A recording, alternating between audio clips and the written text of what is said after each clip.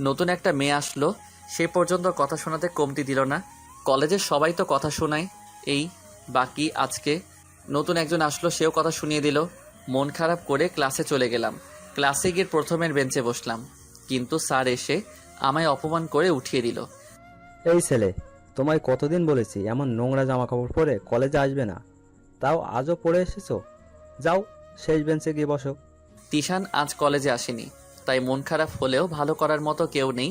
সবাই হাসাহাসি করছে আমাকে নিয়ে, সেটা রোজের একটা রুটিন। তবে সবার কথা শুনে নিজের কাছে নিজেকে খুব অপমান লাগে। আজ নিজের কিছু নেই বলে সবাই এমন খোঁটা দেয়। তবে আবার নিজেকে নিয়ে গর্বও করি, কারণ ছেঁড়া নোংরা কাপড় পরিধান করলেও সেটা নিজের টাকায় কেনা। ক্লাস শেষ করে ভাঙা পা নিয়েই বাসার দিকে রওনা দিলাম। হেঁটেই যেতে হবে, পকেটে টাকা নাই। আসার ভাড়াটা খালি ছিল আমার কাছে। দুপুরে বাসায় গিয়ে খাবার খাবো, তারও কোনো ঠিক ঠিকানা নাই। কলেজের সীমানা পার হতেই কেউ একজন এসে পায়ের উপরে হুমড়ি খেয়ে পড়ল। ভাই, আপনি আমাদের বাঁচান। আপনি ছাড়া আমাদের কোনো অস্তিত্ব নাই। প্লিজ ভাই, আপনি আবার আগের রূপে ফিরে আসেন। না রে ভাই, তা আর হবে না। তোদের ভাই মরে গেছে বলে মুচকে একটা হাসি দিয়ে বাসার দিকে রওনা দিলাম। এই ভাঙা পা নিয়ে খুঁড়িয়ে খুঁড়িয়ে বাসায় এসেছি। বাসায় আসার পর পাটা যেন মাটিতে ফেলতে পারছি না। ব্যথায় জানটা মনে হয় এখনই বের হয়ে যাবে। এদিকে পকেট ফাঁকা, কিভাবে কি করব মাথায় যেন কাজ করছে না। না, পাশের দোকানটাতে গিয়ে দেখি বাকি দেয় কিনা। বাসা থেকে বের হতেই দেখি সেই ছেলেটা যে আমার পা চেপে ধরেছিল। আমি ওকে দেখেও না দেখার ভান করে দোকানে গিয়ে মামাকে বললাম, মামা, আমাকে কিছু খাওয়ার জিনিস দিন, পরে টাকা হলে বিল দিয়ে যাব। দেখো মামা, আমার দোকানে অল্প টাকার মাল, তার মধ্যে যদি তোমাকে বাকি দেই আমার পেট চলবে কিভাবে? আমি শরমে মাথা নত করে ঘরের দিকে চলে এলাম। একটু পর দেখি কেউ একজন দরজায় বাড়ি দিচ্ছে। গিয়ে দরজা খুলে দিলাম। দরজা খুলে দেখি সেই ছেলেটা দাঁড়িয়ে আছে, হাতে অনেকগুলো খাবার নিয়ে। এই কি রে, তোর কি চাই? বললাম না আমি আর আগের রূপে ফিরে যাব না।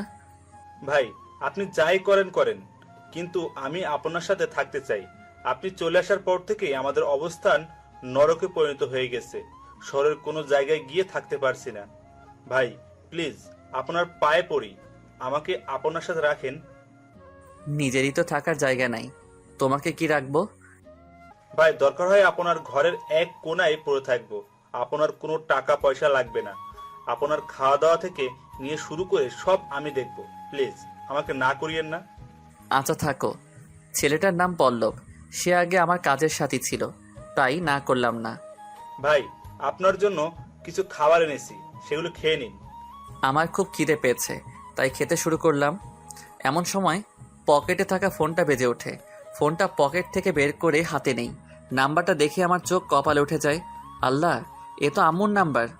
ফোনটা রিসিভ করতে আম্মু কান্নাকাটি শুরু করে দিয়েছে। বাবা, তুই কোথায় রে? কেমন আছিস তুই?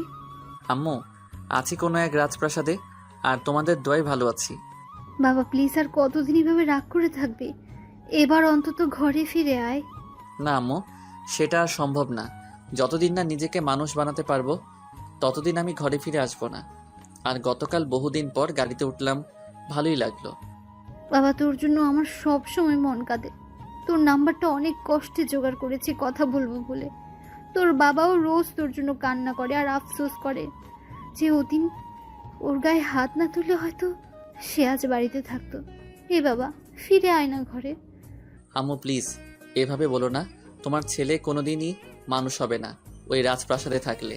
আজ যখন পথে নেমে এসেছে দুনিয়ার বাস্তবতার সাথে মোকাবেলা করার জন্য, তখনই বুঝে আসছে দুনিয়াদারি এতটা সোজা না। নিজেকে তৈরি করার জন্য ঘর থেকে বের হয়েছি।